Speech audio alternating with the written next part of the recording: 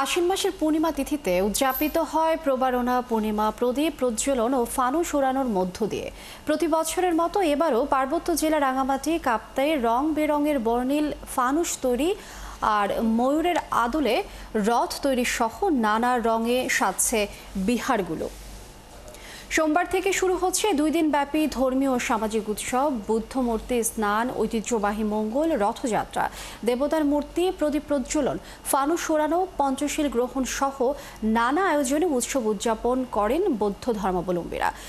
উৎসব আয়োজনে জোর প্রস্তুতি চলছে চিতমারম, রাইখালী, হরিণছড়া, ব্যাঙ্গছড়ি, মারমাপাড়া, ওয়াগ্গার, নোয়াপাড়া, কুকিমারা, মুরালিপাড়া, শিলছড়ি, বারঘনিয়া, রেশম বাগান, মিতিঙ্গা, ছড়ি সহ নানা পাড়া মহল্লায় ফানুস তৈরি চলছে। ময়ূরের আদলে রথ তৈরি হচ্ছে, বাড়িতে বাড়িতে চলছে পিঠাপুলি তৈরির কাজ। সোমবার পিঠা উৎসব, ফানুসবাতি ওড়ানো এবং মঙ্গলবার বিকেলে গৌতম বুদ্ধকে রথে বসিয়ে বর্ণাঢ্য র্যালি নারায়ণগিরি থেকে শুরু করে যোগানছড়ি এলাকায় প্রদক্ষিণ করে পুনরায় মাঝিপাড়া এসে শেষ হবে।